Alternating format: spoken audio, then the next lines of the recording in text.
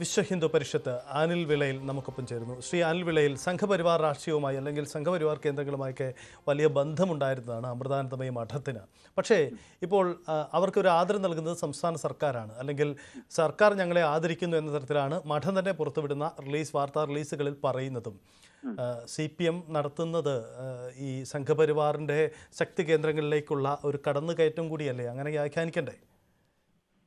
തീർച്ചയായിട്ടും സന്തോഷം നൽകുന്നുണ്ട്. കാരണം ലോകരാഷ്ട്രങ്ങളുടെ പൊതുവേദിയായ ഐക്യരാഷ്ട്ര സംഘടന പോലും ആദരിച്ച വ്യക്തിത്വമാണ് മാതാ അമൃതാനന്ദമയി ദേവിയുടേത്. ഇപ്പോഴെങ്കിലും കേരള സർക്കാർ ആ അമ്മയുടെ വില മനസ്സിലാക്കി അമ്മയെ ആദരിക്കാൻ ചെല്ലുക എന്ന് പറഞ്ഞത് തീർത്തും ശരിയാണ്. എങ്കിലും ഇതൊക്കെ തന്നെ കച്ചവട വോട്ട് രാഷ്ട്രീയത്തിന്റെ ഭാഗമാണ് എന്ന് കൊച്ചുകുട്ടികൾക്ക് അരിയാഹാരം ഭക്ഷിക്കുന്ന എല്ലാവർക്കും മനസ്സിലാകുന്ന ഒരു കാലഘട്ടമൊക്കെ തന്നെയാണ്. അയ്യപ്പ സംഗമം നടത്തുന്നു, അതിനെ തുടർന്ന് ന്യൂനപക്ഷ സംഗമം നടത്തുന്നു. അതിനോടൊപ്പം തന്നെ അമ്മയെ ഒന്ന് ആദരിച്ചേക്കാം എന്ന് അവർ കരുതിയിട്ടുണ്ടെങ്കിൽ തെറ്റൊന്നുമില്ല. ഇത്തരത്തിൽ ഉള്ള നടപടികളുമായിട്ട് മുമ്പോട്ട് തന്നെ പോകേണ്ട ഒരു കാലഘട്ടമാണിപ്പോൾ. അത് ശരിയായ ഒരു പാതയിലേക്ക് പിണറായി പോകുന്നതായിട്ട് തോന്നുകയാണ്. കാരണം ഇതുവരെ അവര് പറഞ്ഞിരുന്ന കാര്യം എല്ലാ കാലത്തും ഒരു നിലപാടെടുക്കും, അതിനുശേഷം അതിനെ മാറ്റി പറയുക എന്നുള്ളതാണ് പിണറായിയുടെയും CPM-ന്റെയും ആത്യന്തികമായ നയം. കേരള ചരിത്രത്തിലെ ഏത് കാര്യം വേണമെങ്കിലും നോക്കിക്കോളൂ.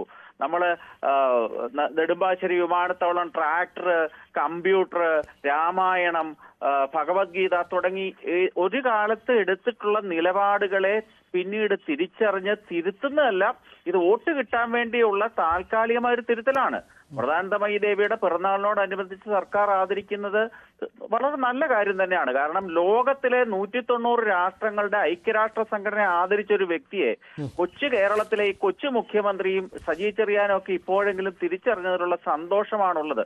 കാരണം ലോകത്തിന്റെ മാതാവാണ് അമൃതാനന്ദമയി ദേവി, അല്ലാതെ കേരളത്തിലെ അല്ല. ഇത് ശുദ്ധമായ തട്ടിപ്പിന്റെ ഭാഗമാണ് എന്നുള്ളത് വ്യക്തം തന്നെയാണ്. കാരണം വോട്ട് കിട്ടുക, വോട്ട് കിട്ടുക, വോട്ട് കിട്ടുക, ഇതിനപ്പുറം യാതൊരു മനസാക്ഷിയോട് കൂടിയുള്ള സമീപനമൊന്നും അല്ല. BJPക്ക് ഒരു രാഷ്ട്രീയ നഷ്ടം ഉണ്ടാക്കില്ലേ? അങ്ങനെ കരുതണ്ടേ? ഇത് രാഷ്ട്രീയപരമായിട്ടുള്ളതിനെ പറ്റി ഞാൻ പറയുന്നത് ശരിയല്ലല്ലോ. കാരണം രാഷ്ട്രീയ നിലപാടുകളെ പറ്റി പൊതുസമൂഹം ചർച്ച ചെയ്യട്ടെ. പക്ഷെ ഇടതുപക്ഷത്തിനെ സംബന്ധിച്ചിടത്തോളം അവർക്ക് വോട്ട് കിട്ടാൻ വേണ്ടിയാണ് അയ്യപ്പ സംഗമം നടത്തുന്നത്, ന്യൂനപക്ഷ സംഗമം നടത്തുന്നത്. എന്തുകൊണ്ടാണ് ഇതൊക്കെ സംഭവിക്കുന്നത്?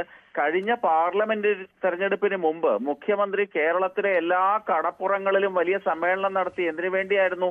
പൗരത്വ നിയമവുമായി ബന്ധപ്പെട്ട് ന്യൂനപക്ഷങ്ങളുടെ വോട്ടുകൾ സമാഹരിക്കുക എന്നുള്ള ലക്ഷ്യത്തോടുകൂടി കോഴിക്കോടും കൊല്ലം ഉൾപ്പെടെയുള്ള പ്രദേശങ്ങളിൽ മുഖ്യമന്ത്രി നേരിട്ട് വന്ന് ന്യൂനപക്ഷങ്ങളെ കയ്യിലെടുക്കാൻ ഗിമ്മിക്ക് കാണിച്ചു. അത് പരാജയപ്പെട്ടു. ശുദ്ധമായി പരാജയപ്പെട്ടപ്പോൾ ഇവിടുത്തെ ഹിന്ദുവിനെയാണ് ഇനിയും തിരിച്ചറിഞ്ഞ് വോട്ട് പിടിക്കേണ്ടതെന്ന് മനസ്സിലാക്കി അതിന്റെ ഭാഗമായി നടത്തുന്ന പരിപാടികളാണ് ഇതൊക്കെ തന്നെ. ഇത് ഭൂലോക തട്ടിപ്പിന്റെ ഭാഗമാണ്. ഇതേപോലെ ഇനി എന്ത് സംഭവിക്കാം? കേരളത്തിലെ എല്ലാ മതവിഭാഗങ്ങളെയും യോജിപ്പിച്ചുകൊണ്ട് 3ാം വട്ട ഭരണത്തിന് വേണ്ടിയുള്ള ആസൂത്രിതമായ ശ്രമത്തിന്റെ ഭാഗമാണ് ഇത്തരത്തിലുള്ള വേലകൾ. ശരി, വളരെ നന്ദി അനിൽ വിളയിൽ പ്രതികരിച്ചതിന്. കിരൺ ബാബു തുടരുന്നുണ്ട്. കിരൺ,